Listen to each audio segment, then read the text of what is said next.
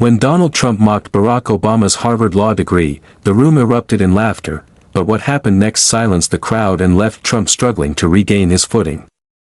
It happened in a packed convention hall in Phoenix, Arizona. The air was already thick with tension before Trump even touched the microphone. Cameras panned across the audience, some wearing red caps, others just there for the spectacle, but everyone knew this wasn't going to be an ordinary night. With that familiar mix of confidence and bravado, Trump leaned into the mic. Barack Obama. Harvard law degree? Give me a break. Everybody knows it's overrated. The man probably never even deserved it. The crowd roared. Some in the front row slapped their knees, laughing as if hearing the joke of the evening. For a moment, it seemed Trump had won the moment. He grinned, gesturing toward the cameras, soaking in the applause. Then the camera cut to Obama, standing calmly off to the side of the stage. He didn't smile, didn't frown. He simply stood there, radiating the quiet presence that had made him a household name long before the White House. That calm wasn't weakness, it was composure so steady it made people wonder what he would say, and whether Trump had finally crossed a line. That a woman halfway back in the audience whispered, "He's not gonna let that slide."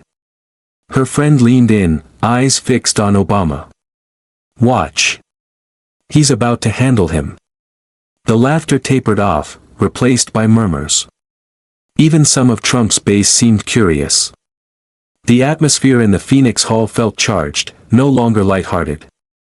It was a storm gathering, not with raised voices, but with words waiting to be spoken. Obama stepped forward, his hand brushing the microphone lightly, steadying it though it didn't need help. "You know, Donald, I've heard a lot of strange things over the years, but doubting my Harvard law degree? That's a new one." His delivery was measured, sharper than any shout could be. The crowd quieted, tension replacing the earlier mirth. Trump shifted uneasily, eyes darting to the cameras and back to Obama. In that pause, a dozen emotions hovered in the room: embarrassment for those who had laughed, anticipation from those waiting for Obama to strike back, and the sense that history might be unfolding. Press scribbled furiously, students lifted phones to record.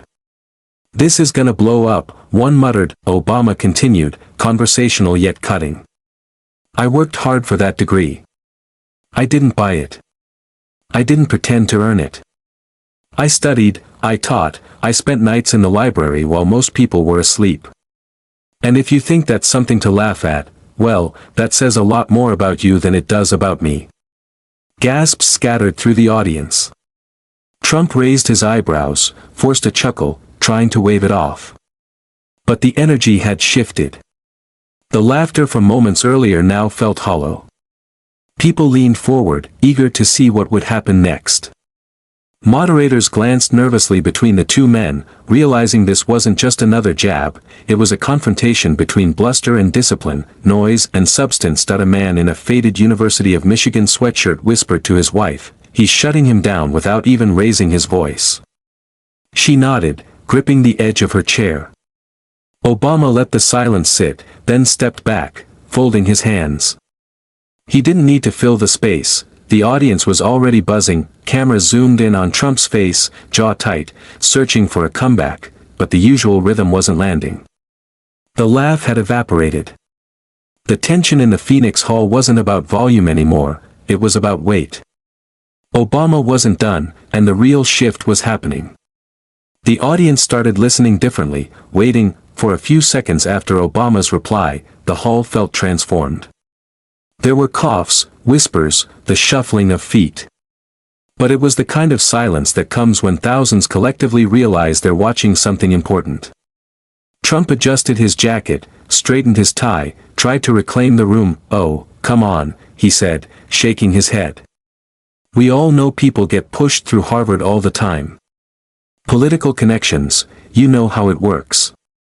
His voice carried, but the punch was gone. In the third row, a young man in a Dallas Cowboys cap muttered to his neighbor, "That sounded weak." She shrugged, but didn't disagree. Obama didn't rush. Hands resting casually on the podium, restraint itself commanding attention. He wasn't playing to the cameras. He simply let Trump speak, letting the weight of his silence settle, before finally speaking again. "Donald. When you try to tear down education, you're not just talking about me," Obama said, voice calm, deliberate. "You're talking about every kid who dreams of being the first in their family to graduate. You're talking about every person who stays up late, studying, hoping that hard work might change their life. You can try to laugh at me, but when you laugh at education, you laugh at them too." The audience reacted differently this time. A smattering of applause rose near the back, not the roaring approval of a rally, but sharp enough to cut through the noise. It grew as more people joined in, hesitant at first, then with conviction. Trump lifted his hand dismissively, brushing it off. "Typical politician," he said, trying to redirect it back to himself. "I'm talking about you, Barack." But the applause had already set its own rhythm. Cameras captured it, microphones carried it, and the audience absorbed it. People were choosing sides in real time. On the left side of the hall, a college student named Angela streamed live to her friends in Tucson. "This is wild," she whispered. "Obama just flipped the script. You can literally feel the energy change in here." Even those who weren't clapping had stopped laughing. Smirks faded, some arms folded, waiting to see how Trump would respond. Their expressions betrayed curiosity they couldn't hide. Obama leaned slightly forward, his voice calm, almost conversational. "You know, Donald, there's a difference between tearing something down and building something up. I've spent my life building students, communities, institutions. That's the difference." The contrast was undeniable. Trump thrived on mockery and disruption. Obama's strength was composure and clarity. The moderators exchanged glances, unsure whether to intervene, but no one moved. The audience didn't want interruption. This wasn't theater, it was raw, and demanded to be seen. Trump smirked, leaned into his microphone. "You think you're better than everybody because of a piece of paper from Harvard? I made billions. I built skyscrapers. I didn't need Harvard." But the line didn't land. A few scattered claps, a few cheers, but the force was gone. Obama raised an eyebrow, almost smiling, then tilted his head.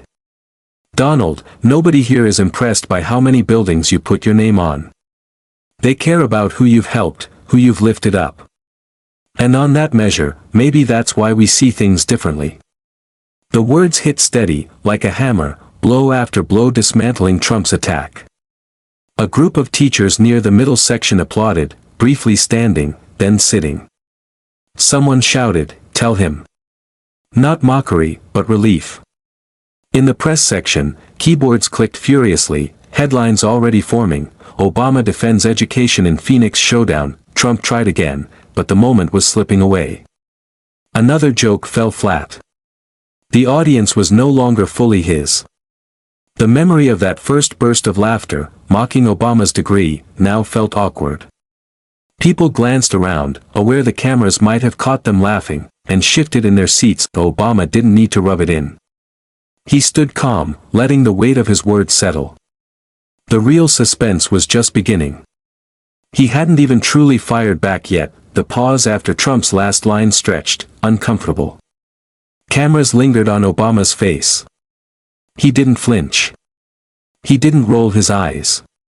He didn't feed into theatrics. Instead, he looked out into the audience, as if speaking to each person individually. Finally, he leaned into the microphone. His voice calm, measured, carrying effortlessly across the hall. "You know, Donald, I didn't just attend Harvard. I didn't just graduate. I was elected president of the Harvard Law Review. That doesn't happen because of connections. It doesn't happen because somebody hands it to you. It happens because you earn it." The words struck with precision. The crowd stirred, some gasped, others clapped instinctively before pausing, unsure if applause was proper. But once the first few joined in, the hall vibrated with scattered applause. Trump tilted his head, forcing a smirk, but the camera betrayed a flicker of unease. He was used to controlling the tempo, throwing out quick jabs. Here, Obama dictated the rhythm, and the audience followed. Obama didn't stop. His tone shifted from stern to reflective, almost like a teacher recalling a lesson. I remember nights studying constitutional law. My classmates would fall asleep at the table. We were exhausted. We weren't born into wealth. We didn't have shortcuts. We knew if we wanted to change our lives, we had to fight for every inch. I know what that kind of sacrifice feels like. That's what my degree represents. The detail humanized him instantly. The room was no longer a theater for jokes, it was a space witnessing experience, effort, and the quiet authority of someone who had earned every word. People who had never set foot in Harvard, who had never sat inside an Ivy League classroom, could suddenly picture him, a young man in a cramped library, surviving on coffee, reading case law while the world outside slept. The story anchored his achievement in sweat and perseverance, not prestige. A woman in her 60s, sitting near the aisle, leaned toward her husband and whispered, "That's the kind of story my grandkids need to hear." From across the room, Trump attempted to interrupt, raising a hand toward his microphone. Yeah, we've all heard your speeches before," he said, voice thick with sarcasm. "Spare us the bedtime story. The country needs strength, not bedtime stories." Instead of derailing the moment, his interruption only sharpened the contrast. Obama tilted his chin slightly, acknowledging Trump with a half-smile, and replied, calm but firm. "Strength isn't about how loud you shout, or how many insults you throw. Strength is staying steady when people are trying to tear you down. That's the kind of strength I believe in." The words landed like a hammer. Applause swelled again, louder, more unified, rising into a chant of "Obama. Obama," that started in the back rows and grew, mixing with cheers and murmurs. Cameras captured the split reactions, Trump supporters shifting uncomfortably, while younger audience members cheered openly. The moderators didn't intervene. They knew this wasn't a moment to control. In the press section, a journalist from the Los Angeles Times whispered, "That line's going to run on every highlight reel tonight." Trump pressed on, refusing to yield. "You talk about strength, but what did all your degrees do for this country? Look at the economy, look at the borders." Obama raised a hand slightly, as if calming the room. His voice wasn't loud, but it carried the authority to quiet the noise. "You can criticize policy, Donald, that's fair. That's politics. But when you attack education itself, you're sending a message to millions of young people who are working their hearts out right now. And I'll never stand by and let that message go unchallenged." The weight of that statement landed differently. It wasn't about ego. It wasn't about Harvard. It was about students, families, ambition. Obama had turned Trump's personal jab into a collective defense of education. A man in the front row wearing a Phoenix Suns jersey raised his phone, recording with a grin. "He's killing him," he whispered. Trump shuffled his notes, searching for another line of attack, but his usual rhythm was slipping. Obama's calm, deliberate responses weren't just deflecting, they were dismantling the insult, piece by piece. Yet everyone sensed he was holding something back, saving his sharpest line. The hall hung on, tense, not with chaos, but with anticipation. Obama stood tall, posture steady, words precise. He wasn't rushing. He let every syllable travel across the hall, ensuring no one could mistake what he was about to say. "You see, Donald," he began, "when I talk about my degree, I'm not waving a piece of paper to feel important. I'm talking about the hours I put in, the professors who challenged me, the peers who argued with me until the sun came up. And let's not forget, I was elected president of the Harvard Law Review. That's not ceremonial. That's not because you knew somebody. That's something you fight for, against some of the sharpest legal minds in the country." The credentials were laid bare, but not boastfully. Obama delivered them as explanation, a defense of the people who believed in him along the way. Across the audience, a group of college students clapped loudly, sparking a wave of applause that spread outward. Even some older attendees who had chuckled earlier found themselves nodding, some clapping quietly with conviction. Trump rolled his eyes, leaning against the podium. "Law Review. Big deal. Who even reads those things? Nobody cares. People care about action, not paperwork. The remark drew a few cheers from the faithful, but even those sounded thinner now. Cameras zoomed in on a man wearing a veteran's cap, arms crossed, skeptical. He wasn't buying the dismissal. Obama didn't take the bait. He opened his hands to the crowd, inviting them in.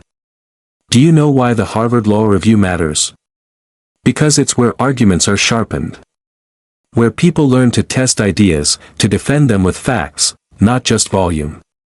That's where I learned discipline, to think critically, to understand both sides before reaching a conclusion. I carried that discipline into the classroom, into the Senate, into the Oval Office. The crowd was silent, not disengaged, but listening. You could hear camera clicks, the faint rustle of programs, the low hum of recorders. A woman in her 40s whispered to her teenage son, "That's what leadership sounds like." He nodded slowly, phone still recording. Trump leaned closer to his microphone. So what you're saying, because you sat around reading books, you're better than the rest of us who actually built things? I built towers. I created jobs. You just talked. Obama didn't turn to him immediately. He scanned the audience, smiling faintly, as if Trump's line reinforced his point. Donald, I respect anyone who works hard, construction workers, teachers, nurses, small business owners. They all build something real every single day. But let me tell you this, books matter. Teaching matters. Law matters. Because without the rule of law, without education, without the people who dedicate their lives to understanding it, you don't get skyscrapers that stand safely.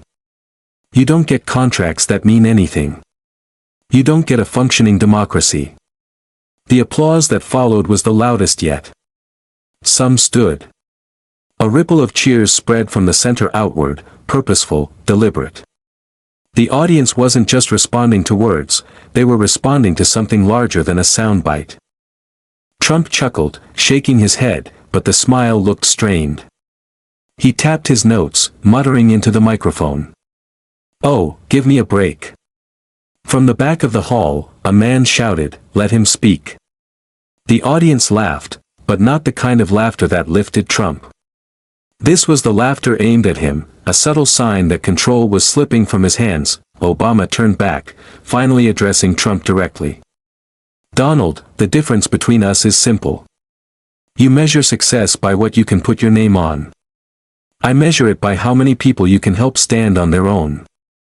The word struck like a clean punch in a boxing match, not loud, not flashy, but sharp enough that everyone knew it landed. Trump blinked, forced a grin, and tried to talk over the applause that followed. But the timing wasn't on his side anymore. His interruptions now sounded like stumbles, not comebacks. Meanwhile, Obama leaned back slightly, letting the applause roll through the hall. He didn't need to raise his voice, didn't need to shout. His composure itself was the statement. A CNN reporter typed furiously, "Obama flips insult into lesson on education, audience rallies behind him." In living rooms across the country, viewers felt it too. The broadcast cut to reaction shots, a teenager clapping, an elderly man shaking his head at Trump, a group of college students high-fiving. What had started as a jab at a degree had evolved into something much larger, a debate over values, over substance versus noise. The real twist was still coming. Obama was about to turn Trump's insult into a weapon against him, one that would catch the entire audience off guard. The applause finally quieted, but the energy in the hall had shifted. It wasn't the easy laughter of Trump's opening jab.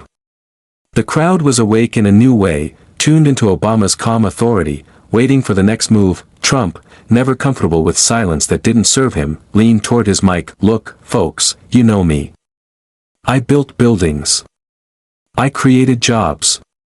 Harvard doesn't matter. Books don't matter. What matters is results, and nobody's had better results than me. Believe me." The rhythm was there, repetition, bravado, self-praise. But it wasn't landing like before. A few scattered claps, some muted cheers, but the collective force was gone. Obama let him finish, then stepped forward again. His voice carried a lightness that contrasted perfectly with Trump's bluster. "Donald," he said, almost like speaking to an old friend who had misspoken, "you keep telling people you built things, that you made towers rise. That's fine, nobody's taking that from you. But here's the difference between you and me." The crowd leaned in. Attention tightened. Obama continued, steady now, almost playful, "You built buildings with other people's money. I built a career with my own hard work. You put your name in gold letters on glass and steel. I put my time into teaching young people how the law works so they could fight for justice and fairness. One of us leaves something that lasts, the other leaves logos on real estate." The hall erupted. Cheers filled the space, echoing off the walls. Young people near the back stood, clapping furiously. Even some who had stayed silent before now found themselves joining in. Trump's jaw tightened. He leaned forward, raising his voice over the noise. "Wrong. Totally wrong. I made America stronger. I did more than anybody, more jobs, more money. Harvard didn't do that. But the timing was off." His words were drowned out by applause that stretched longer than he anticipated. He waited for the crowd to quiet, but it only grew louder. Obama let the moment breathe, then spoke again, tone cutting sharper now. "You talk about jobs, Donald. You talk about money, that's fine. But here's the truth, your name on a building doesn't teach a child how to read. It doesn't give a factory worker healthcare. It doesn't guide a community through crisis. It doesn't strengthen the Constitution that keeps us all equal. Those are things books and education actually do." Gasps rippled through the crowd before applause broke out again. This wasn't just a rebuttal anymore, it was a systematic dismantling, piece by piece, of the very foundation of Trump's attack. Someone in the front row shouted, "That's right." Laughter followed, but it wasn't the mocking laughter from earlier. It was laughter mixed with relief, the kind that comes when people realize they are witnessing a turning point. Trump tried again, wagging his finger. "You think you're so smart because of your little degree. People like me, we don't need papers to prove anything. We prove it every day with action. You just talk." Obama didn't hesitate. He looked directly at him, expression steady, reply immediate. "Donald, if action means bankrupting companies, leaving workers unpaid, and inflating your wealth while others suffer, then maybe we should thank God you didn't have a law degree. Because with that kind of education, you might have done even more damage." The room exploded. People jumped to their feet, clapping, cheering, whistling. The sound filled every corner, drowning out Trump completely. Cameras swung wildly, capturing faces, a woman covering her mouth in shock, a young man laughing uncontrollably, a group of older attendees clapping with both hands raised. Even the moderators couldn't hide their reactions. One pressed his lips together, fighting a smile, another looked down at his notes, shaking his head slowly, realizing the debate had crossed into history-making territory. Trump raised his voice over the applause. "Fake news. Totally fake news. You don't know what you're talking about." But the words sounded desperate. The rhythm he relied on was gone, every attempt to force it back only highlighting the difference between him and the man standing calmly across the stage. Obama didn't gloat. He didn't pump his fist or shout. He simply stepped back from the mic, folded his hands, and let the moment stand. The confidence wasn't in overpowering his opponent, it was in knowing he didn't need to. A reporter whispered to a colleague, "That line's going to be on every morning show tomorrow." Viewers at home could feel it too. Social media lit up. Clips were shared within seconds. Memes were born in real time. In the hall, the energy had completely shifted. What had begun as Trump's attempt to humiliate Obama had become Obama's stage, a chance to remind the country not just of his credentials but of the values he stood for, dignity, perseverance, and the idea that real strength comes from lifting others, not tearing them down. But Obama wasn't finished. After dismantling the insult, he was about to add something far more personal, a story that cut deeper than credentials or comebacks. The applause had died down, but the energy lingered. People leaned forward in their seats, some holding phones high to capture every word.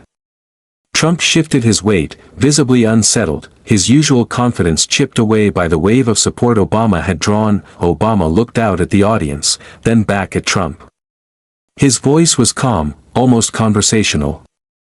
You know, Donald, when you make fun of education, you're not just mocking a piece of paper, you're mocking the people who fought for the chance to earn one. And I think it's important people understand what that means. He let the sentence breathe, then continued, voice steady and reflective. My mother raised me as a single parent for much of my life. We didn't have wealth, we didn't have family fortunes to fall back on. What we had was faith in hard work, and the belief that knowledge could carry you farther than money ever could. I studied late at night. I took out loans. I carried the weight of knowing that if I failed, it wasn't just me who would lose, it was the family that sacrificed for me. The room went quiet again. The energy shifted from fiery applause to something deeper. People weren't just listening, they were absorbing. When I walked across that stage to get my law degree, he continued, voice softening slightly, I wasn't just celebrating for myself. I was celebrating for my grandparents, who worked hard every day to give me a shot at something bigger. I was celebrating for my mother, who sometimes couldn't be there because she was working or sick but believed in me more than anyone else. That degree wasn't about prestige, it was about proving that a kid without connections could still rise if he put in the work. In the second row, a man in his 50s, a factory worker, shifted uncomfortably. His teenage daughter leaned toward him. That sounds like you, Dad, she whispered. He pressed his lips together, nodded slightly. Trump tried to break the spell. Everybody's got a story, Barack. Everybody. You're not special. Lots of people worked hard, you just make it sound like a fairy tale. The line didn't land. If anything, it sounded hollow. The audience wasn't buying it. They were locked on Obama, not because he was polished, but because he was telling a story they could see themselves in. Obama didn't raise his voice. He didn't retaliate with venom. He simply said, you're right, Donald. Everybody does have a story. And that's exactly the point. The reason I tell mine is because it reminds people that their story matters too, that a kid from Phoenix, Detroit, or Cleveland, a kid whose parents work 2 jobs, their story is worth just as much as mine. Their education is worth just as much as mine. And nobody has the right to laugh at that. Applause roared, unstoppable. People stood, clapping and cheering, some whistling, others raising hands in solidarity. Trump muttered into his mic, fake emotions. Typical politician. But even his loyal supporters could feel the room slipping further. Obama locked eyes with a young man holding a notebook. I see students out here tonight. Some of you are probably drowning in debt. Some of you wonder if the long nights are worth it. Let me tell you, it is. It will carry you farther than cynicism ever could. Don't let anyone convince you that knowledge isn't power. The cameras caught the young man in the crowd, eyes wide, almost teary. This wasn't just a political moment anymore, it was intimate, personal, unforgettable. For once, Trump had no immediate retort. He shuffled his papers, muttering under his breath, then stared down at his podium. The contrast was striking, one man calm, telling a story that resonated, the other visibly unsettled, his usual dominance broken by something stronger than insults. From the back of the hall, a middle-aged teacher in glasses stood and clapped, shouting, yes. That's what these kids need to hear. Her voice carried over the applause, drawing cheers from nearby sections. Obama gave a small nod toward her, then turned back to Trump. Education isn't weakness. It's the foundation for everything we build. Without it, you don't have workers, you don't have doctors, engineers, leaders. You can laugh at me all you want, but when you laugh at education, you laugh at America. The applause hit like thunder. A wall of sound froze Trump for a moment, his eyes darted toward the cameras, searching for an exit strategy. But what followed wouldn't be measured in applause alone, it would escalate into a direct clash, a back and forth where Trump tried to fight back, only to find himself outmatched that he leaned hard into his microphone, voice booming. "Brock, you keep talking about education like it's some magic wand. But let me tell you something, nobody ever got rich because of a law degree. Nobody built a skyscraper because of a textbook. The real world runs on deals, on strength, on winning, and I know how to win."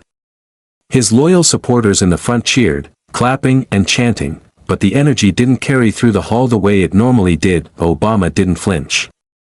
He stepped forward, expression calm but serious. "Winning at what cost, Donald? If winning means cutting corners, leaving others behind, tearing down the systems that help people rise, maybe that isn't winning. Maybe that's just selfishness." The crowd erupted, applause, shouts of agreement. Trump shook his head, wagging his finger. "You call it selfishness, I call it success. People don't care about your degree, Barack. They don't care about your books, they care about jobs, money, power. And I gave them that. You just gave speeches." Gasps and murmurs rippled through the audience. Some clapped, but many booed. The division was almost physical, as if the room itself was pulling two ways. Obama waited until the noise subsided, then leaned into the mic, voice calm yet edged with precision. "Donald, you're right about one thing, people care about jobs. They care about stability. But let me ask you, what good are jobs if people don't have rights? What good is money if workers aren't paid? What good is power if it only serves the powerful?" The audience roared. Standing ovations broke out in the middle rows, shouts of "yes" echoed, applause pounding against the walls. Trump tried to shout over the noise. "Fake news. You're twisting everything. I built things, I created more than you ever did. You just love to talk." Obama tilted his head slightly, a half-smile flickering. "Talking, Donald, is how we defend ideas. Talking is how we debate laws, negotiate peace, inspire people. Talking is how democracy works. But what have you said that lifts people up? What have you said that makes a child believe they can rise above their circumstances? Tearing people down is not leadership, it's insecurity." The applause surged again, louder this time. The hall vibrated with cheers. "Obama! Obama!" Chants rose from the back, carrying forward, drowning out Trump's attempts to interrupt. Trump threw his hands up, frustrated. "You're all being played. He's a smooth talker, that's all. Smooth talker. I'm a doer, he's just words." Obama leaned in, voice quieter now, cutting through the chaos with clarity. "Words matter, Donald. The Constitution is just words, but those words shape everything we stand for. The Bible is just words, but those words guide millions every day. Martin Luther King Jr. used words to move a nation. Don't tell me words don't matter. The problem isn't words, Donald, the problem is when you use them to divide instead of unite." The reaction was explosive. The crowd jumped to its feet, clapping, cheering, whistling, every inch of the hall alive with energy. Shouts and cheers erupted, a tidal wave of sound rolling across the hall. Even some who had worn Trump shirts earlier looked conflicted, their applause hesitant yet genuine. Trump gripped his podium tighter, face flushed, hand pointing sharply at Obama. "You think you're clever, Barack. But clever doesn't pay bills, clever doesn't build armies, clever doesn't win." Obama didn't flinch. He leaned in slightly, eyes locked on Trump, voice steady and low. "Donald, if you think the only way to measure worth is by winning, then you'll never understand what true leadership is. Leadership isn't winning every argument, it's earning respect, even from those who disagree with you. That's something money can't buy." The audience erupted. Applause, cheers, even stomping feet. This wasn't just support, it was rejection. Trump tried to respond, raising his arms, voice climbing, but the crowd's roar swallowed him whole. The room had made its choice. Obama stepped back, letting the ovation roll through, calm and commanding without raising his voice. Moderators glanced at each other, knowing they were witnessing history in the making. The real breaking point came next, the single line that would silence even Trump's most loyal supporters. The room was electric, every word carrying weight. Trump slammed his palm against the podium, voice booming. "Listen, folks. Don't be fooled. He talks nice, but what did he really do? 8 years, and what do we have? Broken promises, weakness. That Harvard degree? It didn't save anyone. It's worthless." Scattered applause trickled from his diehards, fractured pockets of sound surrounded by silence. The cheer that had once carried him sputtered, fading quickly. Obama waited. Calm as ever, he leaned forward, voice low but commanding. "You want to talk about worthless, Donald?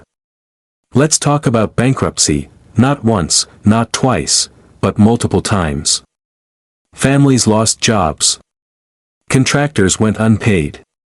Small businesses crushed because of how you handled your success. If we're measuring worth, maybe the degree isn't the problem here." Gasps swept the audience, followed by a tidal wave of applause. People stood, clapping furiously, shouting their agreement. Cameras zoomed in on wide eyes, dropped jaws, hands pressed over mouths. Trump barked into the mic, face flushed. "Lies. All lies. You know it's fake." Obama didn't flinch. He let the cheers roll, then raised a hand slightly, enough to settle the crowd. "Donald, you can call it fake all you want, but numbers don't lie. Court documents don't lie. Workers who lost their paychecks don't lie. You talk about winning, but how many people had to lose for you to call it a win?" The words hit like hammers. The crowd roared again, louder, unified. Even some MAGA hats sat stone-faced, arms folded, staring at Trump. Trump jabbed a finger at Obama. "I built an empire. You built nothing. You talk about law, but you couldn't even fix the country." Obama smiled faintly, almost sympathetic. He leaned in, calm and deliberate, cutting through the noise. "Better than any shout. You keep talking about towers, Donald, glass and steel, but towers can fall. Markets crash. Empires crumble. The only thing that lasts is what you invest in people. That's why education matters. That's why words matter. That's why truth matters." The audience leapt to their feet. The ovation was thunderous, the loudest of the night. Phones shot up, live streaming every word. The sound was overwhelming. Trump couldn't get a word in. A woman in the back shouted, "Say it louder." The crowd laughed, clapped, and cheered even harder. Trump shook his head, voice cracking. "Pathetic. Weak. All talk." Then Obama delivered the line that sealed the moment, sharp, concise, unforgettable. "You can call books weak. You can call education worthless. You can try to laugh at my degree. But here's the truth, Donald, when history writes about us, they won't remember the size of your buildings, they'll remember the size of your character. And that's something no bank, no check, no lawsuit can buy." The hall erupted. Not just applause, but an explosion of sound. People stomped, clapped until their palms reddened, whistled, shouted, even hugged strangers. The noise was deafening, unstoppable, drowning out every attempt Trump made to interject. Trump slammed his hand on the podium again, but the moment was gone. Cameras cut to his flushed, tight-lipped face, frustration etched in every line. Then they cut to Obama, calm, hands folded, letting the tidal wave of ovation roll on. A reporter whispered into her recorder, "This is the line. This is the moment. People will be talking about it tomorrow." Even viewers at home could feel it. Social media exploded. Clips went viral within seconds. Hashtags began trending. Commentators on live streams declared it the knockout blow. Trump looked around the room, dazed, as if only now realizing that no matter what he said next, the narrative had shifted. The audience wasn't just entertained anymore, they were moved. Obama took a small step back, letting the moment breathe. His expression was steady. He didn't celebrate, didn't gloat. He simply stood there, embodying the calm confidence that had just stolen the night, but the story didn't end there. The aftermath inside the Phoenix Convention Hall carried the weight of what had just happened, revealing how even those who had arrived laughing at Obama were leaving with something entirely different on their minds. As the cheers slowly subsided, the air felt heavy, charged with something no one could ignore. People clustered in small groups, talking to strangers they had never met, as if they needed to process together what they had just witnessed. Trump remained at his podium, visibly unsettled. He adjusted his notes, leaned into the mic, and muttered half-hearted lines about fake news and media spin, but the words didn't stick. The audience wasn't listening to him anymore, they were focused on Obama. A college student near the back recorded for her live stream. "Guys, you won't believe this," she whispered, wide-eyed. "Obama just destroyed Trump with one line. I mean, the whole place erupted. Even MAGA hats, they're sitting quiet. It's insane." Not far away, a middle-aged man in a faded Arizona State hoodie shook his head. "I didn't come here for Obama," he told a reporter. "But, that? You could feel it." He owned him without even raising his voice. A woman in her 60s, who had cheered when Trump mocked Obama's law degree, now spoke to her friend, voice low. "I still support Trump, but, he had a point. It just hit different." Even in the press box, seasoned journalists buzzed. A Washington Post reporter whispered, "This isn't just a comeback. It's a defining moment." He flipped the insult into something bigger, something that sticks. On stage, Obama hadn't said another word. He didn't need to. He simply stood, the quiet authority of someone who knew that silence could carry more weight than 1,000 insults. Cameras, commentators, and the audience were doing the work for him. Trump tried one more jab. "He's just a performer. Don't be fooled." His words sounded weak, desperate. A few scattered cheers responded, but they fizzled almost immediately. Outside the main floor, conversations mirrored the divide. A construction worker in a reflective vest told a reporter, "Trump's right about one thing, books don't put food on the table." But when Obama said it's about character, that hit me. At the end of the day, my kids aren't gonna remember how many hours I worked, they'll remember the kind of man I was. Beside him, a young woman added, "Exactly." It wasn't even political anymore, it was human. Inside the room, even the moderators looked shaken. One leaned toward the other, murmuring, "I've done a lot of events, never felt a shift like that. Not this fast, not this deep." Trump grew restless, tapping his fingers against the podium, gesturing toward the audience. "See?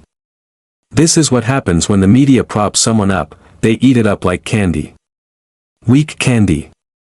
Cheap candy. Doesn't last." But the crowd wasn't rallying. The earlier laughter that had rolled easily when he mocked Obama's degree had vanished, replaced by a cautious, tense quiet, punctuated only by sporadic applause in Obama's favor. Finally, Obama spoke again, his voice soft but cutting through the murmurs like a knife through glass. "Donald, you can keep calling it fake. You can keep calling it weakness. But the truth is plain, character lasts longer than towers. Dignity outlasts applause. And education will always outshine insults. No grand flourish. No shouted final blow. Just a simple, undeniable truth." The reaction was immediate. Another round of applause erupted. People rose to their feet, clapping and cheering. Not everyone joined in, but enough did that the sound overwhelmed the space. Trump pressed his lips together, shaking his head, clearly realizing he had lost the room. A man in the front row turned to his wife quietly. "I came here expecting fireworks. I didn't think Obama would end up teaching us something." As the event wound down, cameras followed Obama as he stepped back, shaking hands with moderators, smiling politely, then walking off stage. Trump remained at his podium, tossing out lines about strength and success, but the energy was gone. His voice sounded like an echo of what it had been at the start. Outside, reporters rushed to file stories. Headlines were already forming. The narrative had shifted. The night had been stolen, not with volume, not with bluster, but with quiet, unwavering authority. Obama silences Trump in Phoenix, education versus insults, calm response wins the night. The audience sat stunned as Obama turned Trump's mockery into a moral lesson. Social media exploded, clips of the "character over towers" line trending nationwide within minutes. People debated, praised, criticized, but one fact was undeniable: everyone was talking about it. Back in the hall, a teacher walking with her daughter summed it up best. "He didn't just win an argument," she said. "He reminded people of something they'd forgotten. That's what real leadership looks like." But it wasn't just the clash itself that lingered. It was the lesson, and as the dust settled, the bigger question became, what would people carry forward once the lights went off? By the time the stage lights dimmed and crews began breaking down equipment, the echoes of the evening still clung to the Phoenix Convention Hall. People filtered out slowly, continuing conversations in clusters, some energized, some contemplative, but nearly all aware they had witnessed something remarkable, something that would be replayed and dissected for weeks, perhaps years. For Obama, the night had never been about theatrics, trading insults, or one-upping his opponent. What made the moment resonate was how he had taken a cheap shot and transformed it into something bigger, something meaningful. Instead of responding with anger, he responded with dignity. Instead of defending only himself, he defended every student, every worker, every dreamer who believed in education as a path forward. And that was what people carried with them as they walked into the Arizona night. Outside the venue, local news crews pulled people aside. A young man, phone held high as he live-streamed, said, it wasn't even political anymore. It was about character. You could feel the difference. A middle-aged woman, admitting she had voted for Trump in the past, told a reporter quietly, "I came here expecting to laugh at Obama. But now, I'm thinking about my grandkids, about what kind of example we're setting." That line about character, I don't think I'll forget it. Even Trump's staunchest supporters, though defiant, couldn't deny the moment had landed. A man in a red cap said, "I'll always back Trump, but I gotta give it to Obama. He handled himself cool as ice. Didn't lose his temper, that's not easy." By midnight, the press coverage reflected the impact. Headlines dominated news cycles. Obama turns insult into lesson, calm response shakes Phoenix crowd, character over towers. Cable news played clips on loop, commentators breaking down every gesture, every pause, every reaction. Pundits tried to downplay it, insisting Trump had held his ground.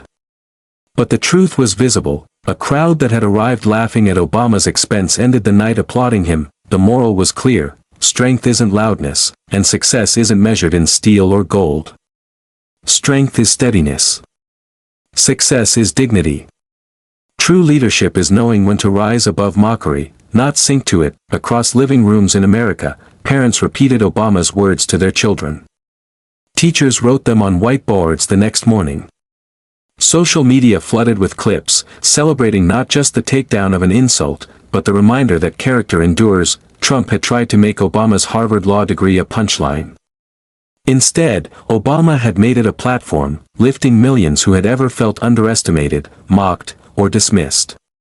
And that is the kind of moment that stays with people long after headlines fade. Outside the venue, conversations lingered. A man in a plaid shirt told his friend, he didn't just answer Trump. He answered for all of us, people who worked our tails off for something people told us we didn't deserve. His friend nodded, carrying the thought home: the night had been a clash of styles. Trump's approach, loud, sharp, designed to cut quickly and leave bruises. Obama's, steady, deliberate, designed to build rather than destroy. In Phoenix, the contrast couldn't have been clearer. The takeaway was simple, yet profound: insults fade, but dignity endures. Towers rise and fall, but character is what history remembers. And perhaps that was the lesson everyone, cheering, booing, or sitting quietly, carried away: strength doesn't have to shout. Sometimes the most powerful response is the calmest one. For viewers at home, the night was more than entertainment. It was a reminder: leadership isn't about mocking others. It's about lifting people up, reminding them their stories matter, their work matters, their dignity matters. Obama had taken an insult and turned it into a mirror, and in that reflection, people saw something deeper than politics. They saw themselves. As cameras shut off and the crowd faded into the night, the lingering question wasn't who won the exchange. It was what people would choose to carry forward, and that is where the story truly ends, with a lesson about life, about resilience, and about character. Strength is calm. Success is dignity. Leadership, real leadership, is character, and if you took something from this story, don't let it fade. Remember it the next time someone tries to tear you down. The most powerful response isn't always the loudest. Sometimes it's the one that leaves the whole room silent, before it erupts in applause.